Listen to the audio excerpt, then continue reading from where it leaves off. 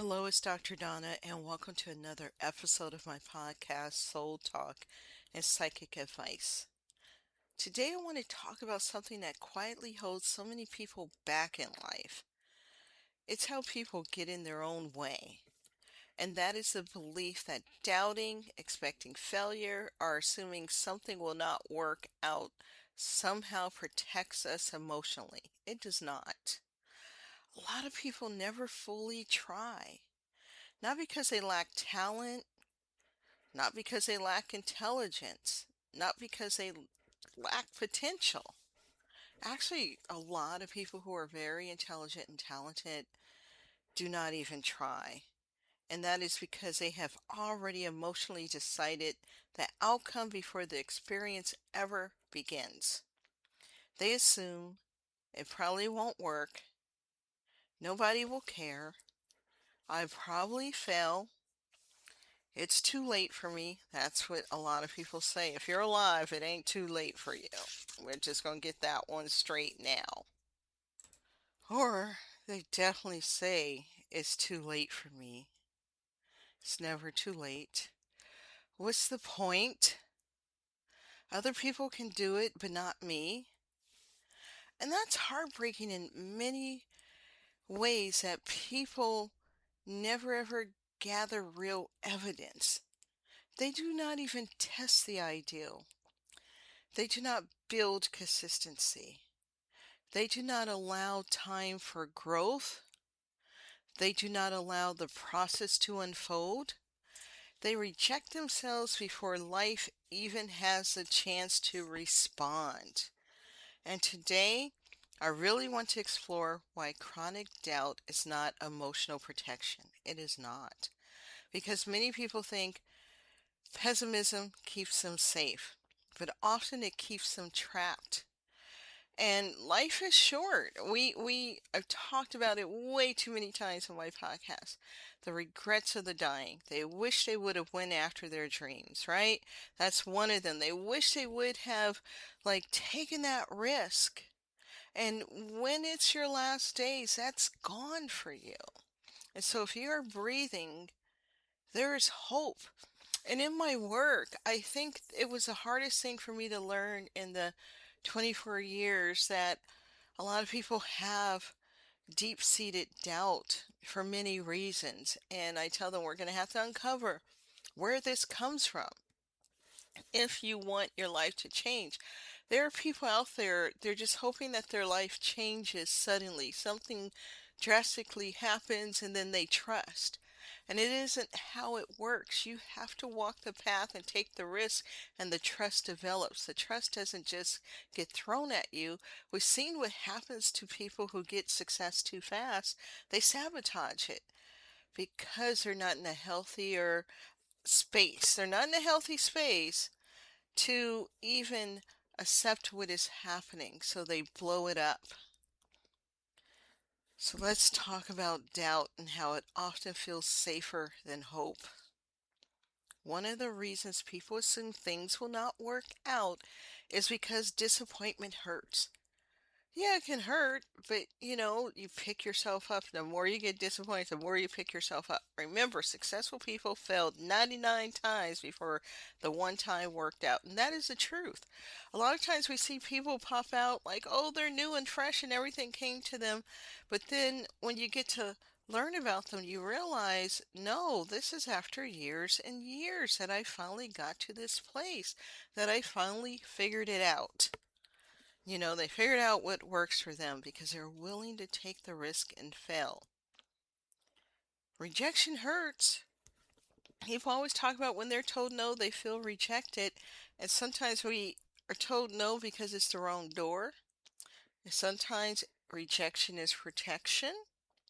And sometimes it's teaching us, okay, this is just the wrong place for me. And that person had to say no to me because they're saying yes to themselves. And people have a right to say no. It's not really rejection. And loss hurts. Loss does hurt. So the mind starts trying to prevent pain in advance. So this runs deep. It says, don't get your hopes up. Expect the worst. I hate that phrase, expect the worst, hope for the best. I used to hear that a lot growing up, not from my mom per se, but people around me and even some school teachers. And I'm like, this is not how I want to feel. I don't want to expect the worst. Stay realistic. It says, do not believe too much in yourself. And over time, people start confusing hopelessness with emotional maturity. And it is not. It's just hopelessness and it's some type of trauma beneath the surface. But emotionally shutting down possibility is not the same thing as wisdom. It's not at all. Sometimes it is fear wearing the disguise of logic. Because if you never believe something could happen, then you never have to fully feel vulnerable. And life is about feeling vulnerable. That's the whole purpose of it all. But if you grew up with trauma, feeling vulnerable is not what you want to feel because being vulnerable has hurt you. Hope re- requires vulnerability. Trying requires vulnerability. Creating requires vulnerability. Being visible requires vulnerability.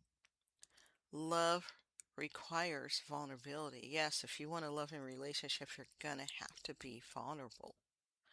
You can't get the love and then decide to be vulnerable. You never get the love that way. And many people unconsciously decide it feels safer not to try than to risk disappointment.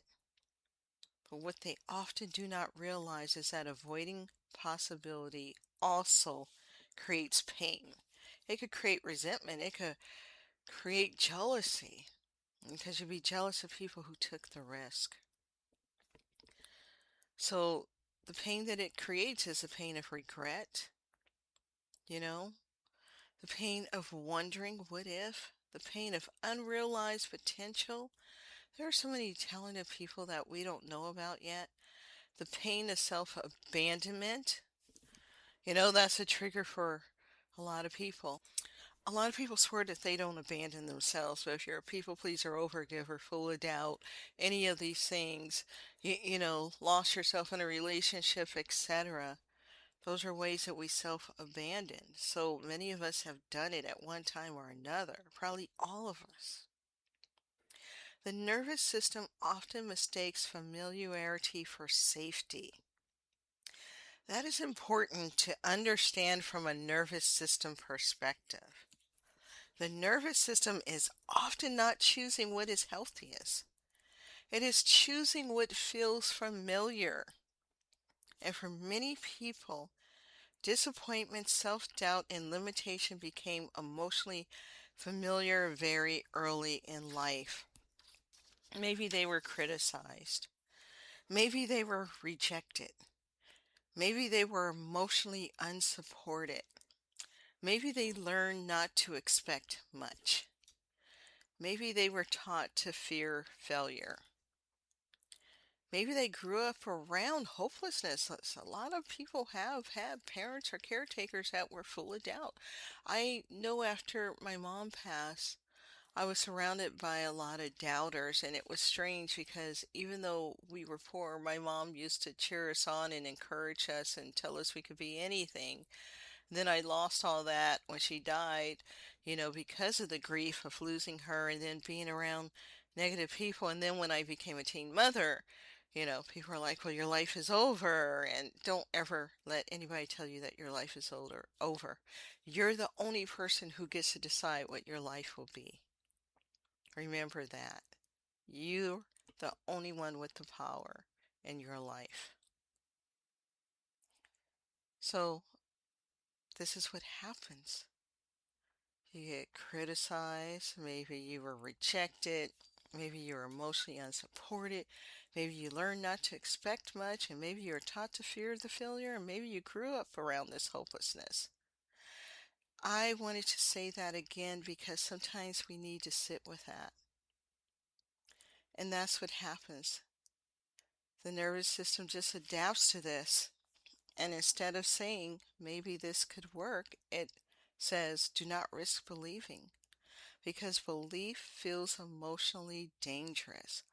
Optimism feels unsafe. Expansion feels unsafe. Visibility feels unsafe. Success even feels unsafe for some people because it creates unfamiliar responsibility, attention, and change. And that's how some people fall into addiction. When we hear famous people, it's like, you think they have everything. Why are they having issues with addiction, or why are they sabotaging their life? And it happens to lottery winners because it's unfamiliar to them and they don't have the tools yet to deal with the success. And this is why people sometimes sabotage opportunities before they ever begin. Not because they consciously want failure, but because uncertainty activates fear. The nervous system says, if I expect failure first, maybe it will hurt less. But honestly, it usually does not. It just creates suffering earlier. That's what it does. You just start suffering earlier. Doubt is not the same thing as discernment. Now, I want to clarify something. Discernment is healthy, and we all need it, and we all develop it over time. Discernment means thinking critically, looking at reality clearly, making grounded decisions, considering consequences. But chronic doubt is different. Discernment says this may take work. This may require patience. There may be obstacles. I need a realistic strategy. That's discernment. Fear-based doubt says it probably won't work, so why bother? One is grounded, the other is self-protected defeat. And many people confuse the two. They call themselves realistic when they are actually emotionally defeated before the process even begins. Yeah, a lot of people say, I'm just realistic. It's like, no, no, that's not what realistic is. And honestly, very few meaningful things in life come with guaranteed outcomes. Relationships do not, businesses do not, healing does not, creative work does not, and spiritual growth does not. None of these things come with any guarantees. It's all a risk. If certainty were required before taking action, almost nobody would grow. Life requires participation before guarantees. I follow this one guy on Instagram and he interviews rich people and say, when did you become a millionaire? And some of them were like, no, now I'm a billionaire. And he talks to them and he says, well, did you grow up rich? And they're like, no. And the studies show that a lot of people who are wealthy now grew up poor. So if you grew up with disadvantages, don't think that that holds you back. It doesn't have to. And so get around people who are where you want to be. Learn from them. Follow them on social media. Take that in because it will make the difference. We don't see the struggle. We see the outcome and think, oh, they never struggled. But that's an assumption and often the wrong presumption. Studies show otherwise. A lot of people we think that are wealthy were given it from their parents, that they came from old money, and it's not always so. And a lot of people who are wealthy are cutting off their kids and saying, no, I had to figure this out and you're going to figure this out. And so, don't assume that you're at a disadvantage because you're not. You don't know what you can become until you decide who you want to become. People often want certainty before effort, and you're just not going to get it. One of the biggest patterns I see is that people want emotional certainty before they are willing to move. They want guarantees before effort, guarantees before visibility, guarantees before healing, guarantees before consistency, and guarantees before vulnerability. And often people will call us psychics, looking for guarantees, and nobody can give you a guarantee. That isn't what psychics do. We can give some predictions, but we also show you different paths. We're life strategists. We don't just predict perfect outcomes. Life rarely works that way. You often do not know something will work until after sustained effort. You do not know whether a business can grow after posting for 3 days. It's not. You're going to have to post years. You're going to have to stick with it. And every day people are praying that it'll be easier for them and they'll blow up overnight. You're not going to. Plus, it's noisy out there now. There's so many people on social media with videos, and they got podcasts and everything else. You're going to have to do the hard groundwork to get noticed. You do not know whether healing is working after one difficult week.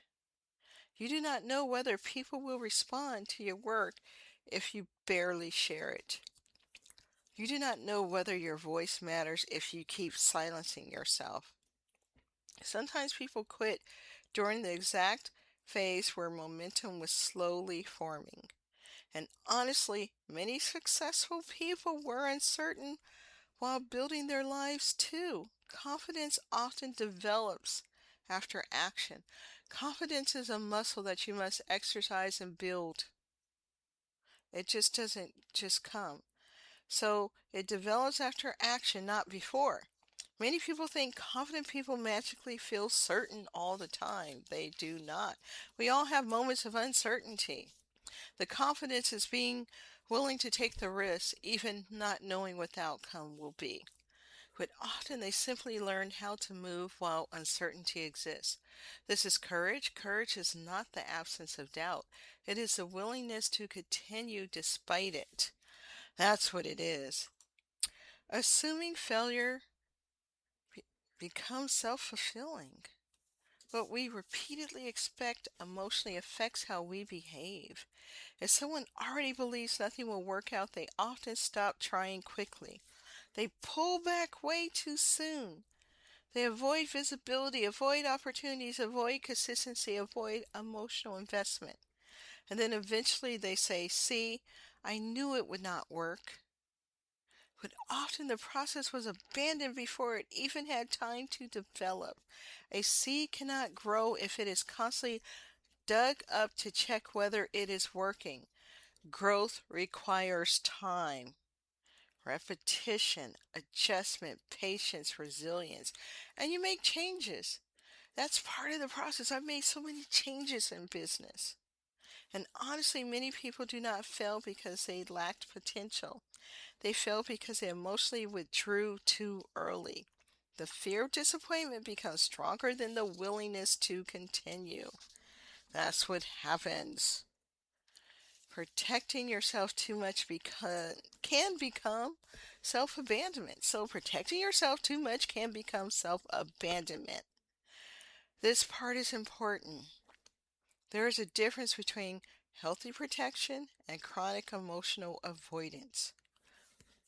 Healthy protection says, "I will care for myself if this becomes harmful." Avoidance says, "I will not fully engage because I might get hurt." And over time, excessive self-protection can slowly become self-abandonment. You abandon your dreams, your creativity, your visibility, your voice, your relationships, your calling. Not because life rejected you, but because fear convinced you not to participate fully. And you resent other people. You won't be able to hang around people who are living their dreams. You want them to shrink so that you're not triggered. And honestly, life requires risk. Not reckless risk, but emotional risk. The risk of trying, the risk of hoping, the risk of beginning before certainty exists. Because certainty is rarely available at the start of the transformation. You can't have the transformation, you know, and just assume, okay, I should get, all the safety measures up first and then have the transformation. No, the transformation creates the safety. It creates the confidence. It creates that it's okay to take a risk. A more grounded way to approach life. I think the healthier approach is not blind positivity. It is not pretending everything will magically work perfectly. The healthier approach is something more grounded. Instead of saying, "This definitely will fail," you can say, "I do not fully know yet." Instead of "There's no point trying," you could say, "I'm willing to give this a real chance." Instead of I need guarantees, you can say I can tolerate uncertainty while I learn. This is emotional flexibility. That is nervous system growth. And honestly, some of the most life changing experiences begin without certainty. People discover their purpose accidentally.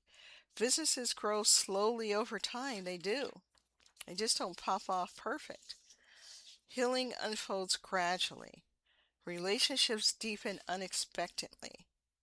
But none of these possibilities can develop if fear convinces you to emotionally shut the door before life even responds. And yes, people will call psychics hoping, oh, it's going to be easier for me, it's going to be different for me. This desire that we have in the world for, it to be easier for me tells a deeper story. It tells a story of not only fear of failure, but wanting to think, okay, I will just get it right. I've seen what other people do and I won't go do that and I'd be okay. A lot of people think just do the opposite of what someone failed at did and you'll be okay. But we all have a different path. And what works for some doesn't work for others. We all can't follow the same blueprint. It's like you have to do the inner work. And, sometimes there's this need to want to be special. It's different for me. Other people suffer. I don't. And it really, really runs deep. Ask yourself why it's uncomfortable for things not to, you know, for things not to work right away. And it takes time. It takes time for a reason. It's growing you. It's giving you the endurance because tough moments will come in business. Legal problems can come. I see people fighting online. Two girls were, one was going to sue one over a recipe, and you can't, recipes are not copyrighted material. There is craziness out there, especially if you are in the online world. Somebody's going to try to come for you. I get attacked regularly and I just tell them have at it. But it took a while for me to get there. I used to be bothered like, do I need to be concerned with this person now? Like whatever, enjoy yourself. And they get more angry when I tell them just whatever, I don't care. But it took time to get that way. A lot of people run. I remember, I tell this story. I had an office in Alameda and it was on the canal in, Alameda in the Bay Area. And Alameda's beautiful, quaint town. I call it all American. And I was a naturopath, and I was doing my business, but across the canal, there's another little side office, and she was a naturopath that was there. And this lady was trying to gun for me. I mean, she was coming for me. And I just thought, why is this happening? I've done nothing to her, but she was so insecure. She wanted to be the only naturopath, and I triggered her being there. She tried to send people to my office looking for dirt on me. And I would tell them, I said, I know who sent you. Tell her I said hello. And then one day I remember getting so upset. I heard this voice say, send her a formal letter. So I had our attorney send her a formal letter. That woman was quiet from that point on. So sometimes you got to fight in business. Business is never going to be smooth. There will be problems. There will be bad reviews. People write bad reviews sometimes as a form of power, not just to tell the truth. Things will go wrong. The online world is tough, but don't let it stop you from being who you want to be in life. You can survive this. You can do this. When I look back on some of the things I'd have put up, and I wrote about it in my book when I first started working on the platform. There were psychics that didn't want some of us there because they thought we were taking their business. Scarcity runs in every profession. Even there are spiritual people with scarcity issues and jealousy issues and will cut your throat. It's everywhere. But it doesn't mean do not live your dream. Who wants problems, right? Everybody wants a life without problems, but we know that isn't how life works. You get one problem and another one shows up. I always talk about when my son died and then I got audited by the IRS. And the day that I got audited by the IRS, it was a year later. Before I left, Farrah Fawcett died. After that, Michael Jackson died when I got home. life just goes on, even when we don't think we can handle it. And I'm on this tangent because a lot of times we sit behind, our desk and we talk about do this and do that and life is great. And they go, yeah, I struggle some, but they don't tell you how they struggled. And I want to tell you how I struggled. I will share stories to remind you that this is part of the human experience, the business experience. If you go into business, all your shit that you don't want to deal with will come up. I started working on my trauma not just to heal what I went through after my mom died, but it's because it was affecting my business growth. And I was being triggered and I had to do the work. And you can't grow in business unless you work on yourself. They are tied together. And it becomes a beautiful thing because you learn what you can survive and you learn to endure and you learn to reinvent yourself over and over. I'm 55 and I just keep on reinventing myself. I don't see it as too late. Too late is when I die. So whatever time I'm alive, I just keep on reinventing myself. So I wanted to share these things because people need to hear the truth that it's never all rosy. When you see a very successful person, they went through some things. They may not always talk about it. Sometimes people think that it's bad for branding, that especially if they're a motivational person, or they just go, I was tough. I was a single mom. I was tough.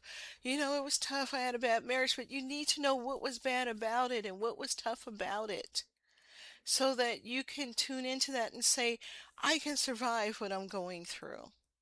You know, I talk about how to pick myself up after planning my son's funeral and put a smile on my face, which was weird when I went into the office, but I had to keep that business going despite losing my kid. So you can do what you want to do in life, and yes, stuff will go wrong and you won't like it, but you can get through it. That's my speech.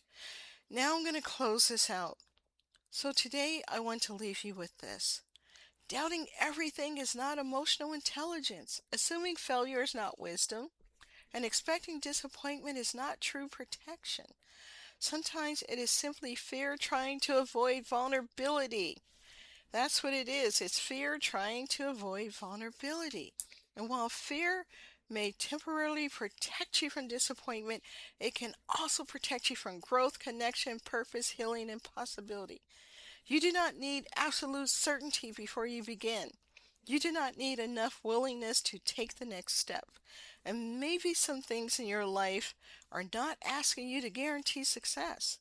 Maybe they are simply asking you to stop deciding failure before the journey even starts. So I want to thank you for listening today, and hopefully this helps. Hopefully it gives you a new perspective. And have a great day, and I will see you in the next episode.